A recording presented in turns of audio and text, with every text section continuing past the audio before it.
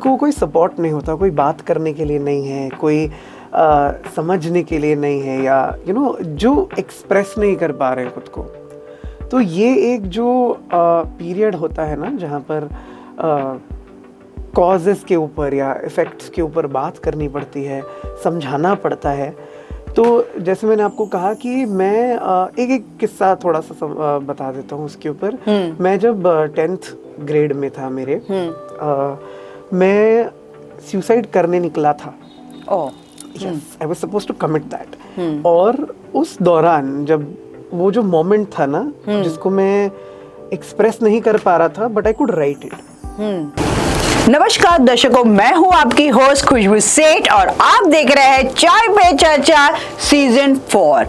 शब्द का उपयोग कहाँ, कैसे, किस तरीके से करना चाहिए। शब्द का उपयोग सही तरीके से किया गया तो वो एक मोटिवेशनल कोट हो सकता है, वो एक स्वॉर्ड के जैसे वर्क हो सकता है, वो आपको एज एन हीलिंग भी वर्क कर सकता है। ऐसे ही शब्द का उपयोग कहाँ कैसे करना चाहिए, ऐसे एक व्यक्ति हमारे साथ जुड़े हुए हैं जिनका नाम है डॉक्टर हर्षित शेठ। वो एक ऑथर है, पोएट है, टीचर है, सिंगर है, उसके साथ साथ प्रोग्राम ऑफिसर है ऑफ विद्या इंडिया। तो let's welcome him to our show called Chai Pe चर्चा। हर्षित जी, आपका स्वागत है हमारे शो पे। आप जो शब्द का उपयोग करते हैं, हमें पता है आपको शब्दों से बहुत ही प्यार है, ज्यादा ही लगाव है आपको। तो वो शब्द as an poet, as an author, as an teacher आप यूज करते हो। आपने ये शुरुआत कहाँ से की और ये मल्टीटास्किंग आप करते हो, वो कैसे करते हो? पहले तो thank you so much for having me here. बहुत बहुत खुश हूँ, ओवरवेल्म्ड हूँ यहाँ आने के लिए। और आपने जैसे कहा कि शब्दों का उपयोग और कैसे शुरू किया, ये अलग ही एक जर्नी रही है मेरी। मैं अगर आपको स्टार्टिंग से एकदम बेसिक से समझाऊं, तो मैं स्कूल में था।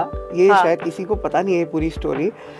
मैं स्कूल में था, मैं बुली हुआ था 6 साल, और सुसाइडल थॉट्स थे, डिप्रेशन में था।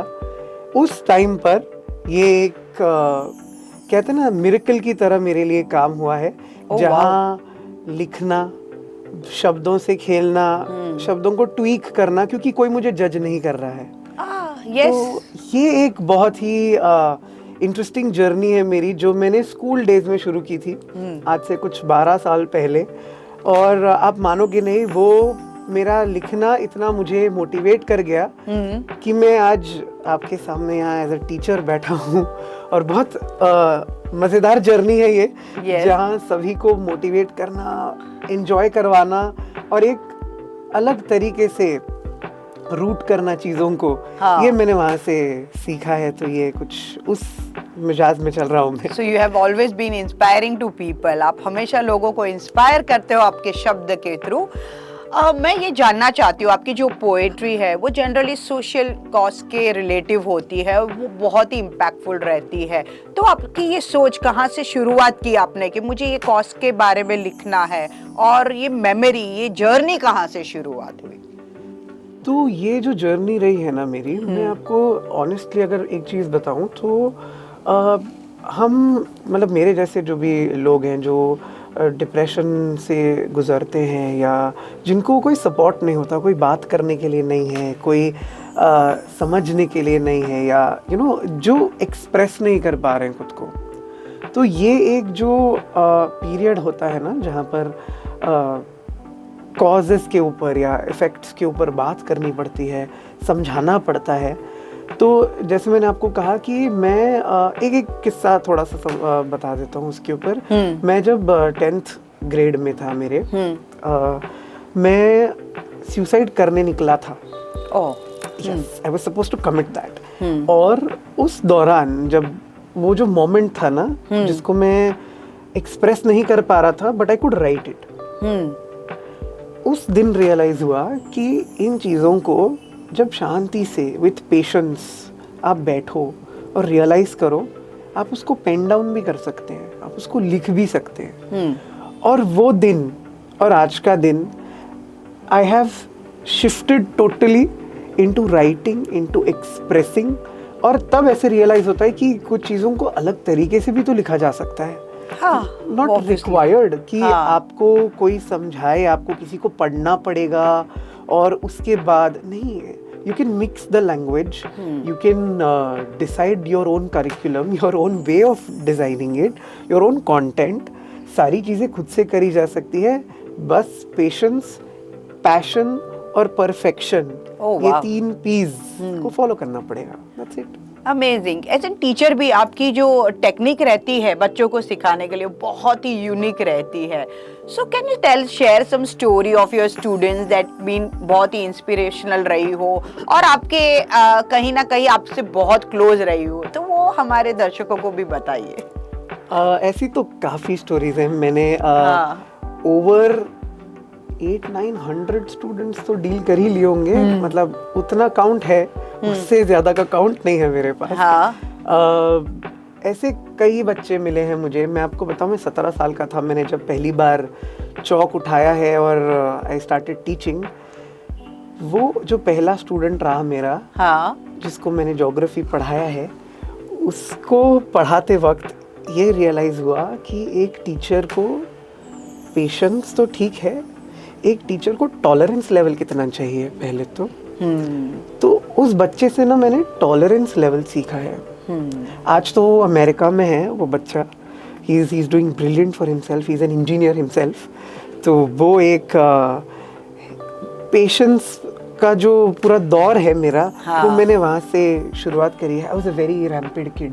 मैं कुछ भी नहीं समझ पाता था पहले, थोड़ा सा टिमिड sort of, तो बहुत डिफिकल्टी होती होगी क्योंकि बिकॉज़ हर स्टूडेंट्स के सोच अलग रहती है। एवरीबडी और खुद स्टूडेंट था जब मैं शुरुआत करी। मैंने I just cleared my 12th, तो मेरा तो डिग्री बाकी है, मेरा मास्टर्स होना बाकी है। वो पूरी जर्नी में मैंने इतने बच्चों को डील करा है। So as you told get, आपने आपका 12th कंप्लीट करने के बाद आपने स्टूडेंट्स को सिखाना शुरुआत की।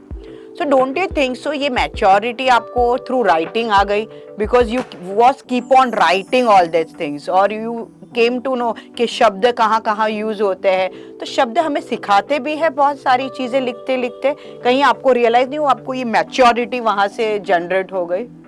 अब ये तो मैं 100% अग्री कर सकता हूँ इस पे कि मैच्योरिटी बहुत अर्ली लेवल पे आ गई थी। क्योंकि जैसे मैंने आपको कहा कि स्कूल डेज ही मेरे कुछ ऐसे रहे हैं जहाँ पर खुद ही खुद को संभालना पड़ा, खुद ही रियलाइज हो गया कि हम खुद के लिए हैं, कोई अपना नहीं है। नो डाउट पेरेंट्स का सपोर्ट काफी रहा, लेकिन जो इंटरनल इमोशंस है उसके साथ लड़ने के लिए you can't explain everyone your internal emotions, तो उसके आपको शब्द बहुत यूज हुए। जैसे मैंने स्टार्टिंग में करेक्ट वो बता दिया था कि it helps you like in healing also. Good. So how your students and all that things started and all that? सो मैं ना जैसे मैं श्रेया का फैन हूँ, तो उसमें ना एक गाना है उनका, 2 लफ्जों में ये बयां ना हो पाए। तो ये 2 लफ्जों में तो मैं बयां नहीं कर सकता कि वो कैसे रहा। बट बच्चों ने, मैं ऐसे नहीं कह सकता बच्चे, क्योंकि मैं खुद बच्चा था जब मैंने बच्चों को डील करा, मैं खुद ही बच्चा था। बट वो परसिस्टेंस, वो चीज़ों का परसिवियरेंस जो मुझे मिला है उस दौरान, उस पूरे पीरियड में, मुझे नहीं पता था कि मैं पढ़ा सकता हूँ। आप मानोगे नहीं, मेरी डिग्री इकोनॉमिक्स की है, मैं पढ़ाता मेजरली इंग्लिश हूँ, मैंने बुक लिखी भी इंग्लिश की है, मैंने सब्जेक्ट्स सोशियोलॉजी भी पढ़ाए हैं, मैंने क्रिएटिव आर्ट्स भी पढ़ाया है। बट ये सारी चीज़ें समझ तब आती हैं जब आप अलग अलग स्पेक्ट्रम के अलग अलग लोगों को मिलते हो और खुद को चैलेंज करते हो। Yes, a step ahead in every time. Yes, और मैंने खुद को कैसे कहेंगे, मैंने खुद को ही बताया हुआ है पहले से that you have to learn it. मैं मैथमेटिक्स से बड़ा डरता था एंड मेरे भाई की वजह से मुझे 90 आए हैं। बिल्कुल 90। तो शब्द और नंबर तो ये सामने सामने आ गए थे। एक साइड आपके पास शब्द थे, दूसरे बात मैथमेटिक्स के नंबर थे, लेकिन आपने 90 मार्क्स लाए, वो काफी अच्छे हैं। मेरे मार्क्स मत पूछना मैं ना किसी का मार्क्स ही नहीं पूछता, मुझे इतना पता है कि खुद तो कभी लाए नहीं है तो छोड़ देते हैं मार्क्स को। और इनफैक्ट आयरनी ये है कि खुद टीचर हूँ और नंबर जब खुद को किसी और को देने पड़ते हैं तो रियलाइज करते हैं कि अच्छा यहाँ पर भी मार्क्स देने पड़ते हैं, काट नहीं सकते। तो एक टीचर का जो रोल है ना, ये मुझे जैसे आपने राइटली कहा, वर्ड से मुझे समझा है कि right words, right way of saying. देखिए आज if we look at the today's scenario, गाली में भी बात कर लेते हैं, बैड वर्ड्स, बैड थिंग्स, उसमें भी वर्ड्स आते हैं, लेकिन वर्ड्स का जैसे हमने बताया सही उपयोग और इस्तेमाल करना अच्छा लगता है। अनकल्चर्ड तरीके से रहना, रिफ्रेश तरीके से रहना, ये जो है ना, ये मुझे वर्ड्स ने सिखाया है। ये एक लय, एक जैसे सिंगर के लिए कैसा होता है ना, उनके सुर बड़े। Being a singer and hardcore fan of Shreya Ghoshal ji, by God, तो सिंगिंग के बारे में तो एक टॉपिक ही अलग होगा अपना। तो एकदम अलग हमें उसके ऊपर चर्चा करनी है। आपने बहुत अच्छे से वर्ड्स को यूज किया, एज एन सिंगिंग भी यूज किया, as an teacher for students also भी यूज किया, as an writer, poet, author. आपने बुक्स भी लिखी है, 2 बुक्स लिखी है आपने। लिखी है ये ना, मतलब बुक्स लिखना एक अलग ही आर्ट है। हम जो बुक्स पढ़ते हैं, हमको ये रियलाइज नहीं होता है कि जिस ऑथर ने लिखी है कि उनको कितना टाइम लगा होगा लिखने के लिए। यस। बट जब दिमाग में एक पैशन हो ना, मैंने बहुत एनजीओ के साथ काम किया है। मैं खुद डोंबिवली जाता था। एक एनजीओ है प्रांगण करके, वो फ्री में बच्चों को एजुकेशन प्रोवाइड करते थे और कुछ मिलता नहीं था, बस इतना था कि बच्चों को सिखाना है। और वहां से एक दिमाग में था कि एक ऐसी बुक लिखेंगे जो हम दे सके। राइट। नो डाउट वो आज Amazon, फ्लिपकार्ट पर है, अवेलेबल है। पैसे देने पड़ते हैं उसके लिए जिनको खरीदनी है वहां से। But when you come to me, I as a person, when I visit, I make sure वो बुक सबके लिए अवेलेबल है एंड आई पे फॉर इट। क्योंकि वो बुक इसीलिए लिखी थी मैंने कि ग्रामर की ना करोड़ों बुक्स हैं, मुझे ऐसी कुछ डिफरेंट चीज़ें बनानी थी, ऐसी कुछ लिखनी थी जहाँ पर एक ही बार में आपको समझ आ जाए, 2 ही पेज में समझ आ जाए भैया लिखना क्या है, बताना क्या है, समझना क्या है। सो ये मेरा एक मतलब लेजी किस्म का नहीं, ये कैसे होता है, जेनजी का है ना, तो उसके हिसाब से सारी चीजें 2 मिनट में 2 पेज में समझ में आ जाए, इंस्टेंट रील भी की तरह। तो it's amazing. Today's generation, today's audience want that thing only. आजकल को सभी को वही चाहिए कि थोड़े में एक्सप्लेन कर दो क्या करना है। So amazing thing. I think you have done a good job relative to that. I'm blessed that if I've done a good job. Your teaching field, unique teaching field, have been amazing. So as an author also, you did amazing work. So आपने जो social cost, जो impact, जो society में लाए हैं, आपने वो बहुत ही impactful रहे, सबके दिमाग में बहुत वर्क किए हुए हैं। So ये आपको क्या लगता है, इसके पीछे का सोच क्या रहेगा और आगे आप सोसाइटी में क्या लाना चाहते हो? टू बी वेरी ऑनेस्ट, जब मैंने आपको कहा ना मैं प्रांगण में जाता था और मैंने सारी चीज़ें करी है, ये सोच कहाँ से आई मैं आपको बहुत सिंपल तरीके से I want to put it to the audiences also. मैं जब बुली हो रहा था ना, मेरे टीचर्स को पता था कि मैं बुली हो रहा हूँ। Nobody came for my rescue. तब एक सोच थी, टीचर ही बनना है, कुछ भी हो जाए टीचर ही बनूंगा तो टीचर ही, उसके अलावा कुछ नहीं बनूंगा। No doubt, I come from a Gujarati family where business and money is the priority. पैसा जो ही आपड़ा ने। पर पैसे को बाजू में रख के मैंने एक चीज यही सोची, बनूंगा टीचर, पैसा आए ना आए, बच्चों को हंसाऊंगा, कोई भी बच्चा रोएगा नहीं। हर बच्चे को जो भी बुली हो रहा है या जो भी परेशान है ना, पर्सनल लेवल पर जाकर उसकी हेल्प करूंगा ताकि दूसरा कोई हर्षित सुसाइड करने ना निकले। ये एक सोच थी। ये क्वालिटी आपकी गुजराती भी आती है, बिकॉज गुजराती लोग दिलदार रहते हैं, तो आपने लोगों के लिए सोचा। इवन बहुत सारे लोग रहते हैं, हर एक कम्युनिटी के लोग रहते हैं वैसे। सो ये अच्छी थॉट है, मतलब लोगों के लिए सोचना वो बहुत ही अच्छी बात रहती है। तो आपने ये सोच लोगों के लिए ली कि मुझे ऐसा ऐसा करना है, तो future what else you want to do for them? आज मैं इंडिया के सबसे बड़े एनजीओ में काम कर रहा हूँ, विद्या इंडिया। वो जिस तरीके से काम कर रहे हैं ना, उनका जो विजन मिशन है, somewhere it aligns with my personal mission. आप जब देखिए मरना है एक दिन, पैसे लेकर तो जाना नहीं है, मेरे बैंक बैलेंस खाली आता है, खाली हाथ जाना है। एग्जैक्टली। तो क्यों ना मैं किसी 4 लोगों की लाइफ चेंज करूं हाँ और आगे चले जाऊं। आज इतनी नॉलेज जितनी भी मैंने गेन करी है, ऐसे तो कितनी नॉलेज बाकी है, बट जितनी गेन करी है उसमें से जितनी मुझे पॉसिबल है मैं किसी को अगर दे पाऊं तो क्यों नहीं। यही मेरा आगे का फ्यूचर प्लान है कि मैं अपना जो पीएचडी है वो कंप्लीट करूं, मैं आगे जितने भी लोगों तक पहुंच पाऊं, मैं जितनी भी लाइव्स को चेंज कर पाऊं, be it by language, be it by personality development, be it by just being there. You know, कभी-कभी एक्टिव लिसनिंग करना भी बहुत हेल्प कर जाता है। Yes yes, true. तो ये मेरा जो विजन है ना वो यही है कि पूरे इंडिया को तो नहीं बदल सकते, पूरे वर्ल्ड को तो नहीं बदल सकते, 4 लोगों को बदल जितने को भी बदलिए, कुछ अपने को सोल सेटिस्फैक्शन मिलता है कि we have done something for the society, because nature has given many things, so we have to return back to them, to the society, all this things. So it's a good cause anyway. And आप जैसे बताया आपने कि आपकी life में बहुत सारे challenges आए, जब भी आप छोटे थे तो आपने बहुत सारे चैलेंजेस फेस किए and you came out of it. So your journey is inspiration for many. So what suggestion you want to give to the audience out of them who are getting bullied or who are facing such problems? So this is required, a must question. बुली हो रहे हो तो पहले ना खुद के लिए आवाज़ उठाओ। मैंने तो नहीं उठाई थी, बट एक पॉइंट पे ना रियलाइज हो गया आवाज़ उठाना, बात करना कितना ज़रूरी है। कुछ नहीं, लिख दो, बता दो। अब तो सोशल मीडिया का ज़माना है ना, आपको इतने सारे फोरम्स मिल जाएंगे जहाँ पर वो आपकी मदद करने रेडी हो जाते हैं। बट एक चीज़ जो ना खुद को ना हैप्पी रखना, खुद को समझना और खुद के लिए आवाज़ उठाना, ये सीखना हमें बहुत ज़रूरी है। Death is not something which you need to gift yourself. Yes. है ना, मरना ये कोई ऑप्शन ही नहीं है, नहीं हो पा रहा है, नहीं एक्सप्रेस कर पा रहे हो, कोई ऐसे इंसान को पकड़ो, अगर पेरेंट्स भी नहीं है, जैसे मैंने तो अपने पेरेंट्स को कभी कहा ही नहीं, मेरे पेरेंट्स को आज तक शायद उनको रियलाइज नहीं हुआ होगा that I was a suicide survivor.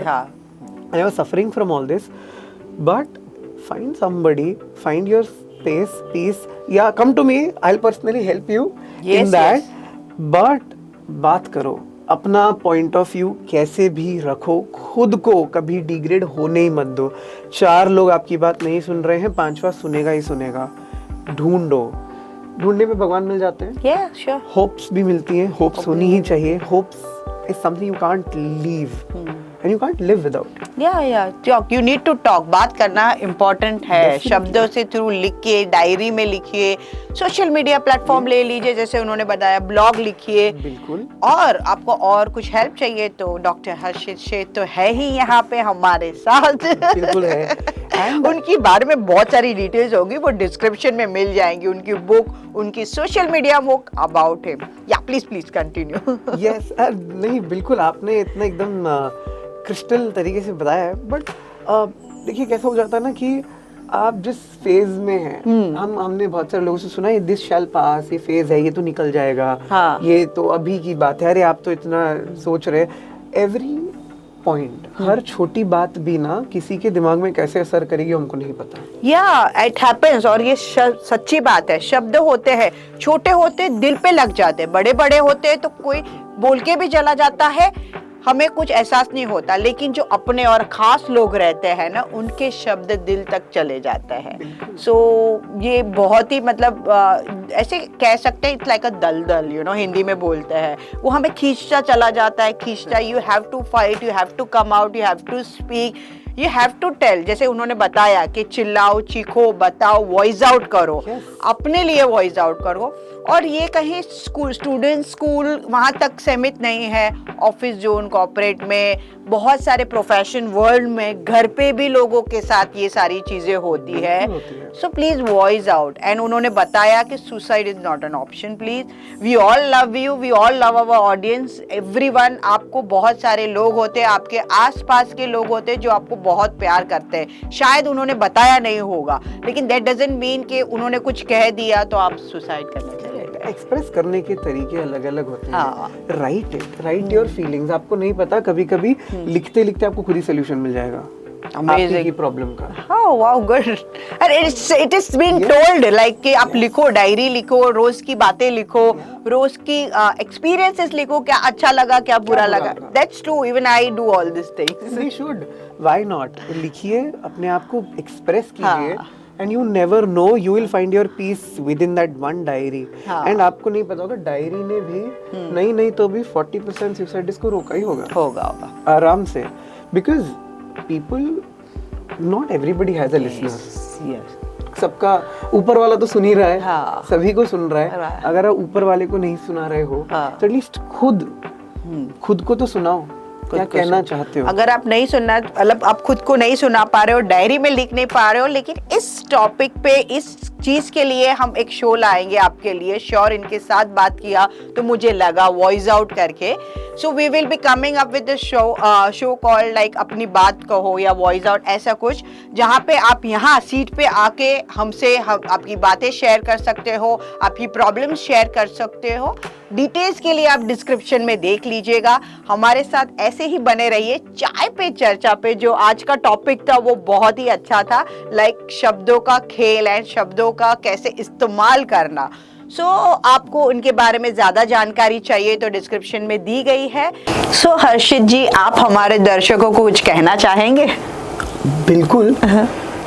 जाते जाते इतना जरूर कहना चाहूंगा कि जिन चीजों ने आपको दर्द दिया है या जिन चीजों ने आपको तोड़ा है, उनको ऐसी अपनी ताकत बनाइए कि वो दूसरों को रोशनी दे पाए, और वो ऐसी रोशनी दे पाए that you became their guiding light and the story ends.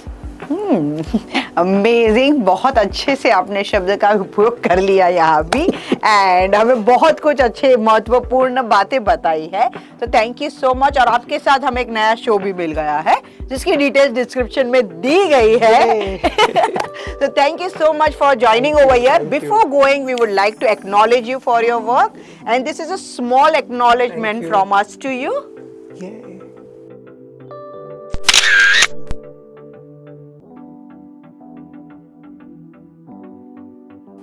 Thank you so much. दर्शकों, अगर आप हमारे चैनल में पहली बार आए तो आपको क्या करना है? सब्सक्राइब करना है, हमें लाइक करना है, शेयर करना है, कमेंट करना है। बाय, टेक केयर, मिलते हैं हम अगले एपिसोड में। धन्यवाद।